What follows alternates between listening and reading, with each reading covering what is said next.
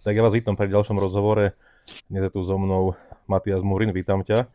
Dnes opäť nahrávame v Good Vibe Cafe za plnej prevádzky, tak dúfam, že ani dneska nespadne tam nejaká tácka, že to nebude nejaké činely tam v pozadí. No, tak budeme sa dneska baviť asi predovšetkým o sociálnych sieťach, hej, že o tom marketingu, jak to bolo kedysi, jak to je teraz. Ste v zabere akurát, takže dámy a páni, nech sa páči. Hej, a toto tam nie je vidno, hej? Nie. To je mimo.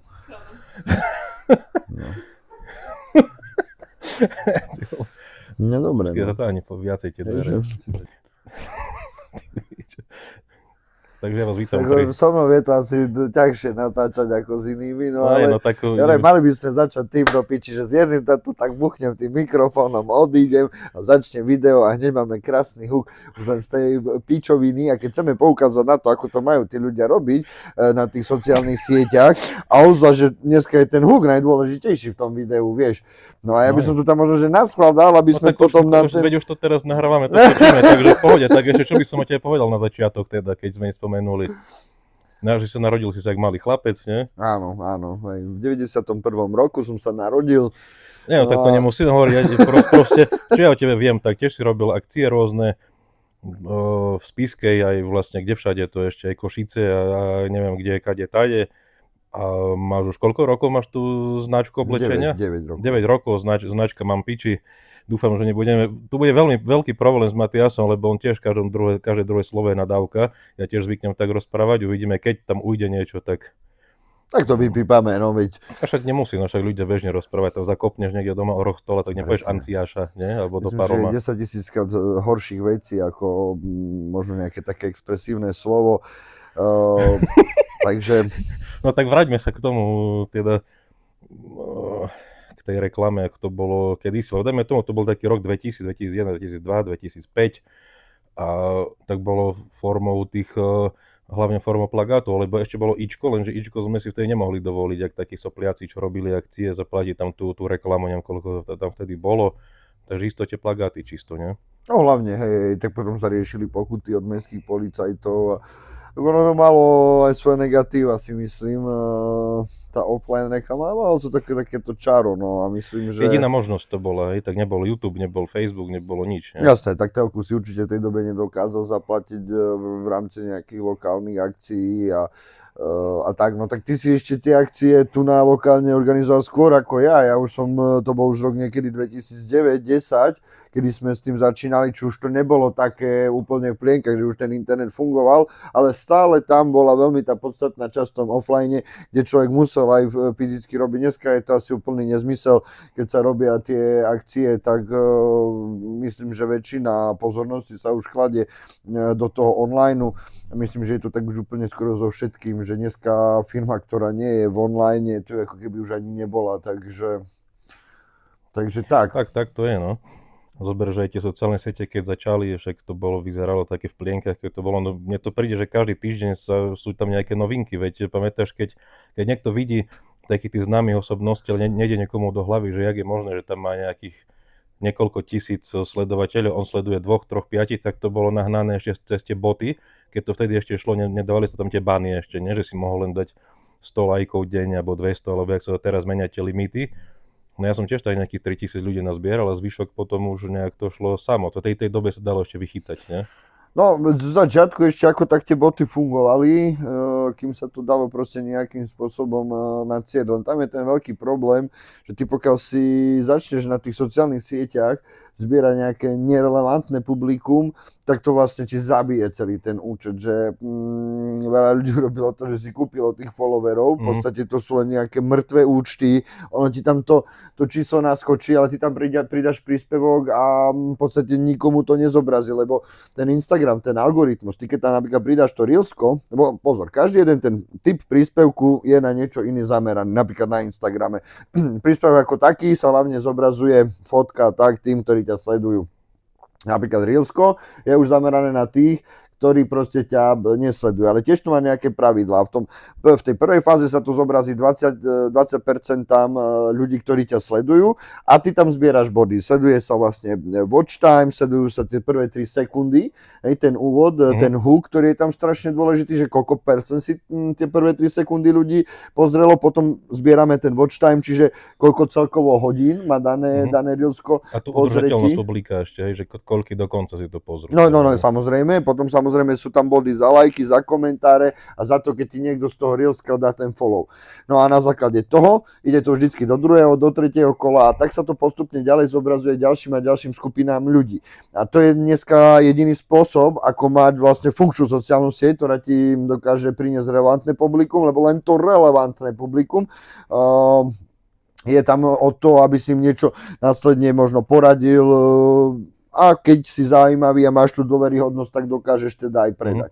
Čiže vlastne je to aj to, keď dajme tomu niekto má 50 000 sledovateľov a má 50 lajkov na príspevku. Presne, to je to. Neznamená to úplne akože vyslovene, že má iba tých kúpených sledovateľov. Môže to byť spôsobené aj to napríklad neaktivitou, že niekto 2-3 roky nebol aktívny na tej sociálnej sieti, teraz zrazu sa tam snaží vrátiť, tak ja možno, že by som aj odporúčal začať s novým účtom, ako rozbiehať to. No ale to je samozrejme vždycky závisí na individuálnom posúdení, hej, že tu je tak ťažko povedať, keď ten človek ten konkrétny prípad nevidí, ale vie tam byť veľa aspektov, ale keď môžem dneska poradiť, určite vykašľať sa na botov, vykašľať sa proste na nejaké skrátky, ten Instagram to nechce, treba dať tomu Instagramu to, čo chce a on vás za to odmení tými sledovateľmi a tým, že sa to chytí a potom vám tam fakt prichádza tá relevantná skupina tých ľudí a máte z toho potom aj nejaký úžitok. Povedz mi ty zo svojho pohľadu rozdiel medzi Facebookom a Instagramom. No, tak už keď ideme porovnávať sociálne siete, tak ja by som dodal do takej celkovej skupiny, že dal by som tu do možno, že aj YouTube, dal by som do toho aspoň aj ten TikTok, lebo to sú asi také 4 najväčšie sociálne siete, ktoré asi najviac používame v Československu, potom sú aj ďalšie, ale tak by sme tu boli hodinu, keby sme to celé mali rozobrať. No a ja by som to si rozobral tak nejak z pohľadu kvality tých ľudí. Tak najmenej kvalitní ľudia z môjho pohľadu sú na TikToku. A vysvetlím aj prečo. Hneď za ním je Facebook, následne Instagram a následne YouTube. No a ono to všetko sa odráža od tých algoritmov a to, ako je to nastavené. No, poslednú dobu sa všetci akože nejakým spôsobom opičia jeden po druhom, ale stále ten YouTube, mám pocit, že keď tam už vy dokážete vybudovať nejaký silný ten kanál, tak tam to dokážete aj proste preniesť do nejakých predajov a tak ďalej.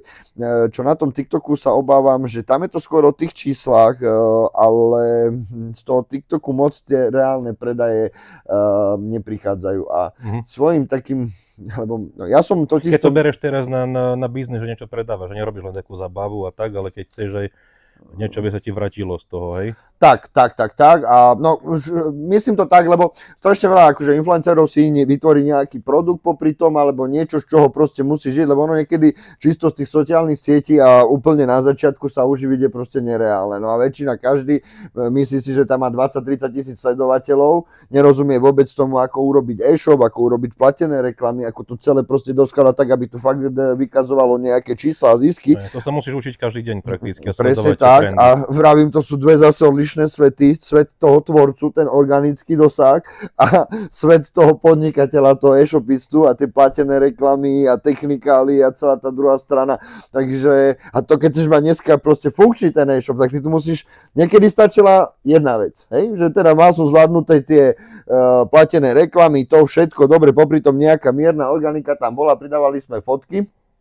No ale dneska to už nestačí. Dneska musí človek do toho ísť osobne, musí budovať ten osobný brand a popri tom mať dokonale zvládnuté technikálie, namakaný e-shop, odborníkov, ktorí vedia tie reklamy doladiť, aby vlastne to, čo sa vytvorí, to osobné povedomie, tak sa to v tých reklamách následne doklepávalo. Z pohľadu mňa ako majiteľa e-shopu, ale ak by som sa mal na to pozerať ako tvorca, tak vidím to takisto, lebo Ako to povedať, no, tak začneme tými TikTokovými live streamami, hej, ja som včera, alebo teda minulý rok robil na tom TikToku taký sociálny experiment, pár, no neviem, desiatok, možno že až stoviek hodín som tam odstreamoval, no a zistil som úplne jednu fenomenálnu vec, že na tých streamoch moc úplne vyrovnaní, zdraví ľudia nie sú. Hej. Povedz, čo je to stream pre ľudí, čo nevedia, lebo to budú sledovať možno aj starší, keď im nebudú vadiť tie nadávky na začiatku. Jasné. No, tak stream je vlastne živé vysielanie, kde sa daný interpret alebo proste ten tvorca, influencer predstaví, no a robí rôzny zábavný content, ktorý je vysielaný live, no a na základe toho celého vám tam ľudia posielajú nejaké odmeny, gifty a tak ďalej ako podporu tvorcu. Ja som tomu nerozumel, lebo ja som to videl, jak to ty tam niečo si tam mal a také obrázky tam chodili, také veľa ryba, lev a to. A to je vlastne to, že keď ti niekto pošle za to laicky povedané, viete, peniaze nejaké, hej? Áno, to sa v podstate tie gifty, tie obrázkové gifty nakupujú, hej, čiže ten, kto to sleduje, toho tvorcu si vie tam zmeniť tie peniaze za tie ich coiny tiktokové, následne za tie coiny si nakúpi tie gifty a tie vám tam vlastne pošle na tom streame, no a vám vlastne TikTok vyplatí 30% z hodnoty, koľko stojí ten coin, čiže vlastne 70% si z toho berie TikTok. Čiže to je taká akože prvá negatívna vec z môjho pohľadu. Celkom, hej, lebo vlastne využívajú, oni vlastne nič nerobia, ten tvorca sa tam vlastne snaží, pálí tam ten čas a oni si akože na drzovku zoberú 70%. Čiže ešte sranda, že vlastne tých 30% je zdanených, takže to ešte musíš zdaniť. No ale o to ani by nešlo, vieš. Skôr vidím problém v tom, že je to strašne toxicky urobená sociálna sieť. Ja osobne si myslím, TikTok, že ten, kto programoval a vymýšľal vôbec celé to live, ako je urobené na tom TikToku, tak to má veľmi veľa napojenia na gambling ako taký. Takisto ty prídeš na ten live, začerní ti to čas, proste vieš tam, ako vie ťa to strašne zhltnúť. Ja som si niekedy párkrát povedal, idem na 5 minút si pozrieť ten TikTok, keď som tam vysielal, aby som sa vedel nejak inšpirovať. A zrazu som zistil, že hodina je fuč a nevieš ani ako. Hej, že naozaj ten TikTok je nekonečný. A ja si myslím, že je tam ten najhorší algoritmus, že oni vôbec nepozerajú na nejakú, už aspoň ten Facebook, ten Instagram to má nejakým spôsobom trošku lepšie urobené, tam je to pre tie decká, tam sa dospelý človek vie akože dostať do riadneho maléru, no a aby som to vysvetlil, no ale je to tam urobené tak, že ty tým, že vlastne tam nakupuješ tie coiny, tak tebe sa tam zvyšuje taký kvázi donátorský level. Hej, ty už vždycky pri mene tam máš nejakú, ja neviem, nejaký diamantík a nejaké číslo. A ja keď som začal streamovať, kámo, ja som strašne dlho premýšľal večer hlavne, keď som sa pozrel, že tí ľudia mi za deň naposielali 500 € alebo koľko. A si hovorím, že... Že čo z toho oni majú, nie? Že ti to že ti pošlu. Presne, vieš, že... Dobre, akože vždycky tam bola nejaká taká, že súťaž, vieš, že ja som to nerobil tak, že ja som bral od nich iba tie coiny a nič za to nedostali, čiže vždycky mali nejaký teraz balíček od Mampiči ako hlavnú cenu, ten, kto najviac naposielal. Bolo to proste robené takou súťažnou formou, ja som si to hlavne chcel aj vytestovať, ako to vôbec funguje. No a takže akože som chápal, že možno, že to hrajú, ale kopec napríklad tam bolo takých, že to vyhrali za ten celý deň a povedali, že oni tú výhru nechcú. Že oni, vieš, a teraz, prečo to posielal ten človek? No, tak teraz mi povedz, že prečo? Prečo to robia? Tak, ja neviem, keď hovorí, že tam asi majú nejaké k tomu menu, tak možno pre nejaký ten status asi, ne? Tam presne tak, hej, presne tak. Na to som prišiel, že vlastne neskôr, že ty ako keď v realite máš nejaké auto, vieš, ja neviem, niekto má Feliciu, niekto má Octaviu a niekto si kúpi Porsche.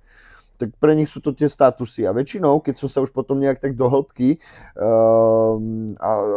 o to zaujímal, tak väčšinou to boli tí najväčší donátori a tak ľudia, ja neviem, s nejakým zdravotným problémom alebo proste v nejakom rozchode, po nejakej psychickej traume alebo tak a vlastne sa chodili týmto spôsobom vlastne na ten stream ventilovať a možno, že tiež v tom osobnom živote fakt zažili nejaký ten... A možno, že aj to, že ich tá spoločnosť nejak neakceptuje, vieš, no a našli vlastne ten spôsob, pretože ty, keď tam máš ten donátorský level a ty vstúpiš na nejaký stream, tak ti tam vystrelá nejaké oslavné konfety, zrazu ťa všetci chvália, však asi zase môžeme to povedať aj na rovinu, že prečo to tí ľudia robia, lebo očakávajú, že prídeš aj na ich stream, to proste strieľať, dosť tak sa to hovorí, že strieľať. No a tak, ale akože to by nebol ten problém. Najväčší problém vidím v tom algoritme, že ty keď tam prídeš a teraz napríklad ty si tvorca, robíš aj tú charitu a rôzne veci, a chcel by si napríklad robiť aj tie liveka ohľadom toho a mohli by ti tam aj ľudia prispievať možno, hej, a zase by sa mohla nejaká dobrá vec podporiť, čo je určite lepšie, ak teraz sa chcem dostať k tej podstate toho, čo sa vlastne na tom TikToku deje. A ten TikTok má algoritmus nastavený tak, že on vlastne podporuje bizár. A ty pokiaľ nie si nejaký bizarista, že teraz prídeš... Kopu toho je toho bizárneho. K tomu sa chcem teraz dostať, že pokiaľ si tam teraz ty na tých streamoch nevieš na úkoly rozbíjať nejaké vajíčko o hlavu, alebo proste... Zober som si myslel o niektorých, že to si robia srandu, že sú takí glúpia, to fakt tí ľudia, ktorí sú takí, že bizar takí a podporujú sa a že idú vzormi, zober koľky. Tak presne aj tí bratia Ritter a neviem, ako sa volá ten druhý. Dokonca ja som jedno video, ešte som ani nevedel, kto to tedy tak je, len mi to vyskakovalo na tých sociálnych sieťach, to je jeho meno, tak ja som sa ho stretli na hodne meste, tak im bol, to video, ten blázon, im tak poď. Tak sme to stočili a potom mi tí ľudia začali písať, že prečo dávate priestor akože pedofilov, ja neviem čo, a ja si to hovorím, že tak neviem, s kým sme to, vieš, že niekedy to si naozaj, aj keď máš tú značku, naozaj nie je všetko o tých číslach. Vieš, že teraz silou mocou pôjdem do hocičoho, pretože pokiaľ to má byť v tých očiach tých ľudí proste niečo cool, niečo fajn, tak nestojí mi to za to, že teraz natočím alebo urobím nejakú spoluprácu s nejakým bláznom, veď koľko aj veľkých svetových značiek sa s tým Kanye West, neviem, či ste to zachytili, tam bol obrovský problém, veď on tam tedy akcie a myslím, že s Adidasom mal tú spoluprácu, ne? Či sa mi, alebo... Nepostrehol som to neviem. S Adidasom myslím, že mali spoluprácu, mu potom tak začal preskakovať, začal vyhlasovať o sebe, že je boh a tak, a oni to potom akože stopli, no a ich to stalo proste obrovské prachy. A to bolo zase úplne nejaký iný typ spolupráce, ale to chcem povedať, že nie každá spolupráca od jakej značke vyhovuje a dneska práve, že vidíte, že na tých sociálnych sieťach ten bizar hlavne dostáva väčší priestor ako tie normálne veci, tak žiaľ, no. A hlavne na tom TikToku, akože tam to je proste raj, no. Plus keď si zoberieš ešte komentáre, koľky iba z princípu ti idú tam ubližovať a tam to vzniká aj tá šikana, zober, veď koľko a pribúda tých nejakých ľudí potom zlomených, nie každý to zvláda a potom vieš skáču z okien a neviem čo, aj teraz videl aj ten prípad taký bol, nebudeme toto rozpitvávať. Ale ja napríklad... Ale v tých komentároch, vieš, lebo šíri sa také slovo, že hejter. Pre mňa nie je hejter napríklad človek, ktorému sa nepáči toto, čo robím, ale povie mi, že prečo. Hejter je taký, ktorý z princípu ide a teraz vieš a povieš, že si to ty, tak ti neuverím nič. Dáme to typu, že hlavné mesto Slovenské je Bratislava, to nie je pravda, lebo ste povedal ty. No, takýto je strašne veľa. A z princípu ti prijať smrť, nejaké choroby, čo. Akože, ja som si v tých komentároch prečítal to strašne veľa, hlavne na tých videách, kde to fakt vytlačilo možno 200-300 tisíc, tak tam už sa to fakt zobrazuje strašne veľkému množstvu, takže tam ti píšu hociaký, ale vieš, v začiatku ma to možno trápilo, ale potom som si ja vnútorne povedal. No toto, že ak to zvládaš, to ma zaujíma psychicky. Nemážem to, pretože oni mi tým pomáhajú. To je môj prvý pohľad, že keby som ich proste nejak obmedzoval, tak zase nemajú tie moje videá taký dosah. A každý taký normálny, inteligentný človek, ak si tie komentáre prečíta, tak si nejaký názor o tom vytvorí a myslím, že to nejako netreba. A pokiaľ by to bolo niečo už extrémne, snažiť nejaká manipulácia alebo nepravda niečo, lebo sú aj také, že ti chce niekto takým spôsobom uškodiť, tak to by som asi mazal. Ale pokiaľ je to len niečo také, lebo vieš, ja si zase vnútorne hovorím, že ja, pokiaľ som vyrovnaný, idem si raz do mesiaca niekde na výlet a žijem normálny ten život, tak ja nemám proste chodiť potrebu niekomu vypisovať nejaké nezmysely, čo sú to anonymné účty, alebo proste, že to ani nevieš nejak dohľadať. Tak vieš, tak možno však si hovorím, že keď som tomu človeku pomohol, vieš, že on sa vyventiloval, lebo to je tej spoločnosti, musí to byť nejaký kripel, alebo normálny človek to nebude robiť, to ti garantujem. Vyrovnaný človek, že by chodil niekde a vypisoval komentáre, to nebude robiť. Čiže robí to väčšinou nejaký No nie, ale tak sa No na tým tak, akože hej, reálne hej. zamyslíme, že musí mať nejaký buď blog, alebo traumu, Si sa alebo... až rozčulil. No nie, to je takýto prejav. Dramatický prejav. To by ti moji zamestnanci povedali, ale nie, to je vôbec ešte nie som rozčulený. Ale toto, Nemám jak byť hovoríš, dôvod. že ty prakticky na tých sociálnych sieťach ponúkaš značku, ktorú robíš. Nikoho není povinnosť si to kúpiť. Nemusíte ani dokonca sledovať. To máš jak... Na stenu si nezavesíš obraz, ktorý sa ti nepáči. Nebudeš chodiť so ženou, ktorá sa nepriťahuje. Ne? Tak na čo sledovať nejaké tie profily, s ktorými sa nestotožňuješ, ktoré nemáš rád, iba z princípu by si to mohol do toho jebať. Ne? To také je, vieš. Tak vieš, niekedy to... Nie si politik, že by si komu sa zodpovedalo za čo. To je pravda, ale tak zase na druhej strane si ber to tak, že to, keď už robíš niečo verejne, tak musíš sa s tým zmieriť, že si to môže kdokoľvek stiahnuť, môže na to natočiť nejakú reakciu, s tým neurobíš nič, ako majú na to právo, aj keby teraz toto video niekto proste stiahol, rozobral, tak neurobíme s tým nič. Rozobrať môžu, horšie je, keď tu strihne takto teba alebo mňa a dá, že si sa chodil obnažovať pred malými deťmi a to je taká tá zlá stránka toho, že sa šíria zlé veci a už sa neobhájiš. Darmo, že o týždeň takto povie, to bola sranda, ospravedlňujem sa, už ti to stane na Tak toto je pravda, no zase pokiaľ je to nejaký hejter, tak väčšinou nemá nejaký veľký dosah, už horšie je, keď, tak tu to potom nejakou asi aj právnou cestou rieši, by to bolo nejaké silnejšie médium,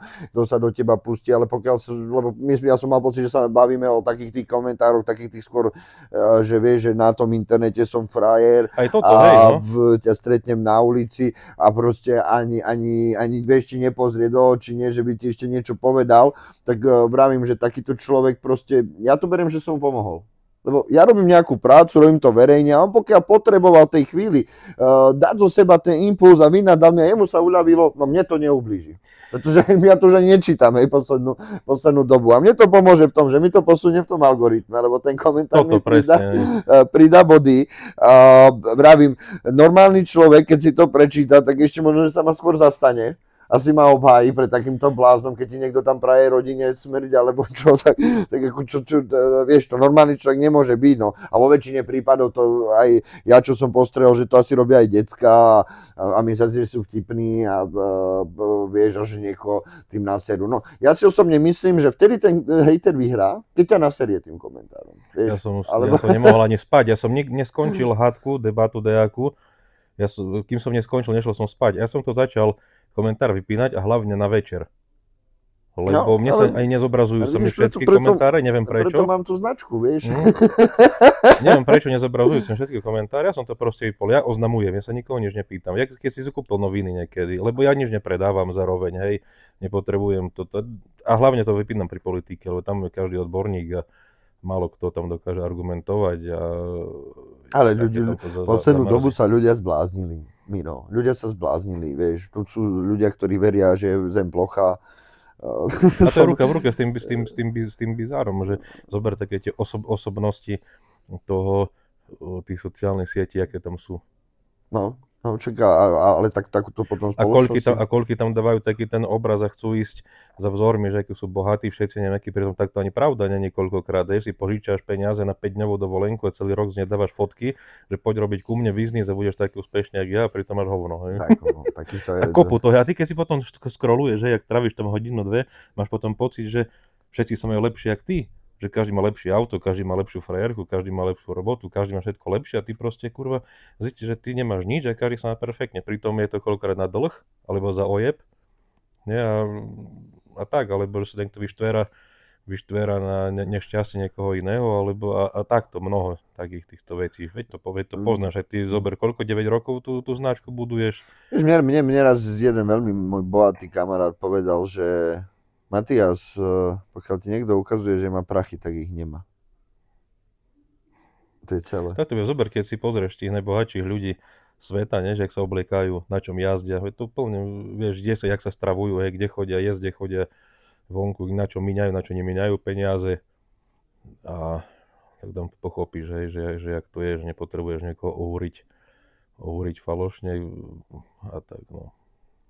Ale stále je to, Miro, vieš, stále je to o tých ľuďoch, no, tie decká proste by sme mali usmerniť, ale čo tí ostatní, vieš, že proste však oni sú tí, ktorí to volia, vieš, že sťažujeme sa tu napríklad na ceny potravín, ale stále ich kupujú.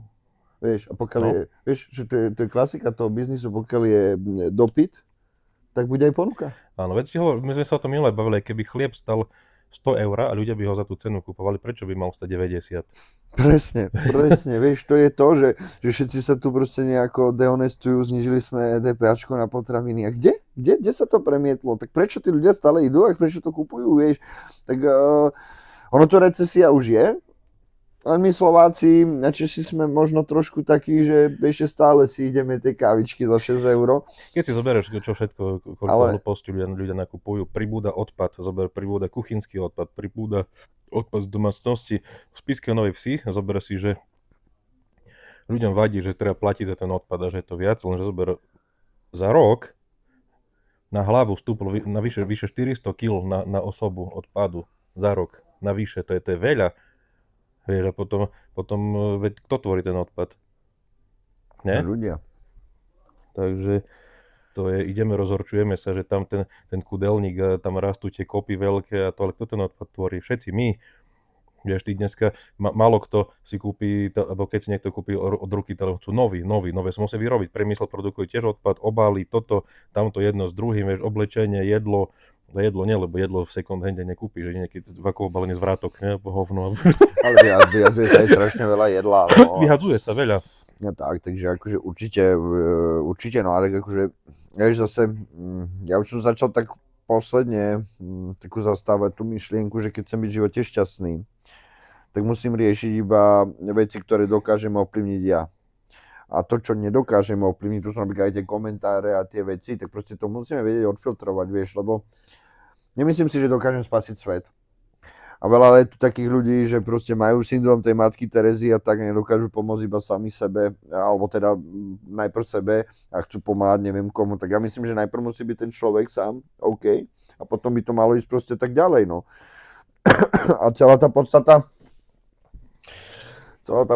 je, že treba mať piči veci a teraz som možno použil ten vulgarizm, ale je to vlastne tá moja značka. Môžeš ukázať ten tak pekne. Čo mám vlastne 9 rokov a môže teraz povedať, a je to povedané expresívne, je to dokonca postavené na tom heleckom smele brutalizmu, keby to niekoho zaujímalo. No a ja to podávam možno expresívne, pretože dnešná doba si to fakt vyžaduje, kde máme marketingový pretlak, smog a tak ďalej. Ja si myslím ale, že tá moja myšlienka veľa ľuďom dokáže pomôcť, pretože ak chceš byť v živote šťastný, tak maj piči veci, ktoré ovplyvniť nevieš a rieš seba a svoj osobný progres a garantujem ti, že tá kvalita života sa zlepší. A to je to, čo robím ja. A našiel som spôsob, ako zaujať, aj v období, kedy z každej strany sa nazvali reklama a keď ti vyskočí reklama mám piči, tak možno, že ťa miestami aj chvíľočku naseriem, ale keď sa nad tým zamyslíš a na tú myšlienku, tak myslím, že to pochopíš a možno, že ma aj podporíš. Toľko reklamné okienko. Ale tak ty si našiel tú svoju cieľovú skupinu, si myslím, že je celkom veľká. Poďme ešte na ten YouTube. V čom je YouTube iný od toho všetkého ostatného? No, Lebo si ho spomenul si ako posledne ten YouTube, hej, v tom rebríčku. No na tom TikToku je problém ten, že skoro hoci kto chce streamovať, tak za pár dní to tam vie splniť. Tam ti stačí na to vlastne mať 1000 sledovateľov a nič iné, hej, a vieš tam proste vysielať. No a preto tam potom sú kvalitatívne tí streamery takí, akí sú, však si to tam pozrite, ja vám nebudem tak akože konkrétne hovoriť, ale myslím si, že tam je taká tá najhoršia kvalita. Ale na ten YouTube, aby si sa proste, ako vysielať môžeš, ale aby si splnil tú monetizáciu a aby to bolo proste zaujímavé, tak je to tam dosť ťažké splniť. Ja si myslím, že zo všetkých sociálnych sietí najťažšie. No ale už keď to tam proste podľa mňa rozbehneš, tak budeš mať z toho aj najväčší osoch, že tam sú takí tí najnormálnejší ľudia. No mám čo robiť ešte, mám tam málo sledovateľov, tak uvidíme, že či mi pribudnú alebo ubudnú potom, keď si pozrú toto dneska. Áno. Povedz mi o tej, čo si myslíš o budúcnosti sociálnych sietí. Budúcnosť, no. Vyvíja sa to strašne extrémne rýchlo, to sme si už povedali, že sociálne siete sa vyvíjajú rýchlejšie ako dane a vôbec celkové to z tej druhej strany toho podnikania aj. Takže to a do toho prichádza umelá inteligencia, všetky tie technológie a tak a no masaker. Masaker a myslím si, že bude to čím ďalej väčší masaker ale už takisto končí aj na tých sociálnych sieťach ten taký priestor, že už len tak z ničoho niečo vybuduje. Že už na to dneska, aby si napríklad vytvoril taký brand, ti treba o mnoho väčší kapitál, ako proste mne, keď som ja začínal v roku 2016.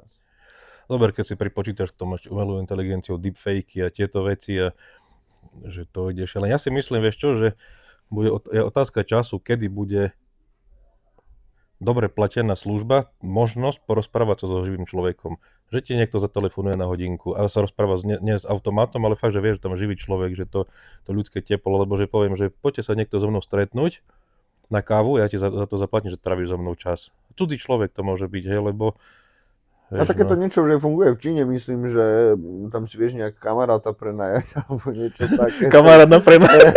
A nie, ale vážne, niekde mi to vyskočilo, neviem, či to fakt bolo real, ale myslím, že lebo to taký nejaký tento bloger, čo robí také cestovateľské tieto videá, tak vravel, že no, takže ako docela možné, no, tiež, takže strašne veľa ľudí je samých, tak niektorí kecajú už aj s tou umelou inteligenciou, vieš, že vieš vytvoriť tam normálne takú priateľku, alebo tak, no, takže... Čo keď dnes si skutočný? No. Teraz normálne sa kýchneš, odpadne ti hlava, no za iskry a tu také kable. Aj to je možnosť, priatelia. Viete, nikdy neverte úplne všetkému, čo vidíte na tých sociálnych sieťach, lebo tak ako aj Mirko pred chvíľou povedal, no, veľa vecí. Aj keď to nie je hrané, priatelia, tak je to len minimálne ukazované z jednej strany, z jedného toho uhla. Nikto vám neukáže celý ten live, aj to pozitívne, je to negatívne. A to za kulisie. A to celé, čo je za tým, no a ale ani ja by som to asi nerobil, by si nerobil nikto, vieš, že keď chceš proste si propilovať nejaké dobré meno firmy, no tak nebudeš tam dávať proste to, že si sa nepohodol v roku tom a tom s nejakou zamestnankyňou. Tak zober my, koľkokrát sme sa nepohodli a tu sedíme teraz. Tak, ale to nie je o tom, vieš, to nie je o tom sa vždycky pohodnúť, ale vždycky si vedieť nájsť nejak tú cestu. Ono veľa vecí časom prehrmí, vieš, však ono... Bolo divné obetovať kamarátstvo kvôli nejaké hadke a prejde nejaký čas a keď ti to za to stojí, tak so človekom stretávaš ďalej, ne? No. A ja zase, vieš, zase mám píči, tak... Aj, no. Daj nejaké ešte tipy by si mohol dať tak k záveru ešte, keď niekto by chcel rozbehnúť tie, neviem, tak niekto, možno nejak, aby ti bola lepšia konkurencia nejaká. No, tak treba sledovať moje sociálne siete a tam pridám pravidelne. Aj teraz mám v pláne trošku viac sa venovať tomu možno budovaniu sociálnych sietí mojich klientov a povedal som si, že keď už vidím ten pretlak a že dneska každý druhý je odborník na marketing a vieš, sa mi tam pár videí podarilo vytlačiť. To si dával, hej. Tak ako nejak začať musia zase, hej. Tak, keď si spomenieš, ak začínal ten Speech Fest, vieš, že to nechcem tu nerozpitvovať, lebo to je kapitola sama o sebe. Musia, ja to beriem, ale vieš, v tých videách proste, to každé jedno video je o tom, neviem, či to tebe vybieha tiež, lebo však zase je to nejaký algoritmus, ale ja som tam poslednú dobu strašne moc, že každý je tam odborník. Veľa, hej, na strávu, na cvičenie, na všetko, vieš, takže to no. Že to máš tak každý druhý teraz reper, ja si presne pamätám, aj keď ty si ešte pamätáš z tých akcií, že to bolo pár ľudí a teraz každý druhý, čo má TikTok, sa tam nahrá niekde na video a pár textov si myslí, že už je Snoop Dogg, vieš, tam si tam zmotať a čo tam sa nafotí a už, vieš, gangsta style. Hej, takže... Takých, no. No, tak je to asi normálne, vieš, že aj tie sociálne siete všetko urychľuje tú komunikáciu. Bola doba, keď ľudia posielali listy, hej, keď sa telefonoval cez pevnú linku, keď hovorím tie plagáty, letáky a rozhlas, televízor a teraz sa to všetko urychľuje. A príde mi to častokrát, neviem, či to tiež takto vnímaš, že čím viacej možností si mnoho vecí dohľadať cez internet, tak tým ľudia sú glupší. No ono sa to totiž... Že to presne naopak, že máš pocit, že nič nepotrebuješ vedieť. Hej, zober, mne by prišla taká... sa niekedy, že je málo informácií a dneska ich podľa mňa až príliš mnoho. Strašne veľa, hej, a málo kontrolované. Napríklad mne by neprišlo by ti urážka, keby ty si sa ženil a ja by som ti mali za svedka a nenapíšem ti ja ja zo svojej hlavy, zo svojho srdca prihovor, ale nechám si to vytvoriť umelú inteligenciu. Vieš, čo s tebou nemá žiadny zažitok, vieš, nie to tam také, nebudú tam tie proseky, už som ti to povedal ja.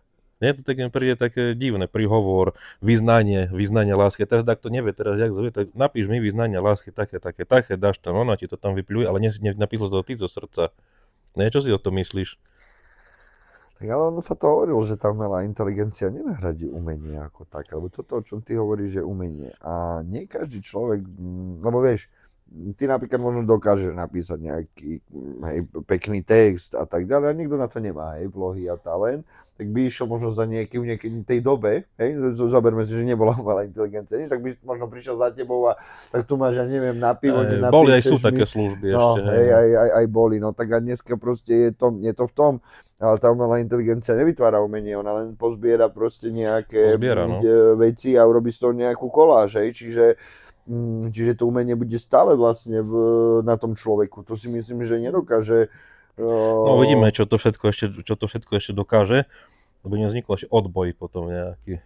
Budeme tak, jak v tých filmoch, čo tak ono, bolo nepredstaviteľné a je realitou. Môže to zneužiť niekto skôr, vieš, ja by som to skôr videl tak, že tak ako to môže niekto použiť na dobré veci, tak na ako tvorbu veci, ušetriť čas a tak ďalej, tak môže prísť niekto, nejaký terorista, a už sa to myslím, že aj deje, však sa, jak si aj hovoril, tie deepfakey a rôzne podvody budú vznikať a tak zase to bude pomáhať aj tej druhej strane, veď to je akože logické, že v tom je ten, podľa mňa, problém.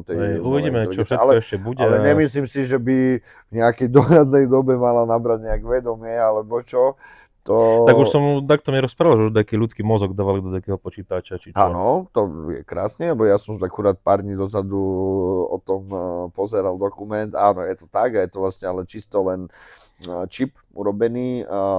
Proste je tam ale to nie je celý mozog, aby si chápal, to je proste iba ako keby je taký celý mozog, jak bol ten Cranky, Ninja korytnáčka. Nie, tam ide hlavne o tie body, že vlastne je tam tá živé tkanivo, ktoré je vlastne fakt ľudské, odobraté z mozgu, no a sú na to napojené nejaké elektródy, neviem koľko to tam je v taký štvoreček, no ono je to normálne akože držané pri živote a zistili, že je to oveľa rýchlejšie, ako keď je to nejaký mechanický čip, čiže na prenos tých, či ono si to, ale on sa ten mozog učí, ale učí sa tým, že, a to bolo zatiaľ úplne na primitívnej báze urobené, hrali ten, čo odrážaš tú loptičku. Taká palička bola taká stará hra, vieš. No a on akože vedel odrážať tú loptičku, tak sa stále učil a vytváral si ako my v mozgu tie neurónové prepojenia. No a ono je to momentálne, to nie je taký klasický počítač, ono je to skôr určené na testovanie Alzheimera, poskytuje sa to rôznym tým technickým inštitúciám, si to vedia kúpiť, ale áno, dneska sme dokázali už vytvoriť počítač vlastne z ľudského tkaniva. Ale na to, aby nabrala vedomie umelá inteligencia, tak to si myslím, že to musí ešte veľmi veľa času prejsť a... Kto vie, čo všetkého sa nedožijeme už. Tak, ja ma nejak dusím, dúfam, že to tam nebude nejako hrabčať. No, povedz na záver, čo ešte, keď chceš niekomu niečo odkázať, povedať, alebo čo chceš, by som sa ťa opýtal. No tak viete, tak ja by som sa asi tak na záver rozlúčil ako Vladimír Mečiar. Budeš spievať, viete čo, nakoniec si zaspievame. Idem od vás, neublížil som nikomu z vás. Čaute, pozdravujem Mirka, celú Spišskú Novú Ves a nech sa darí. Díky, že si prišiel a uvidíme, aké budú reakcie. Tak. Díky.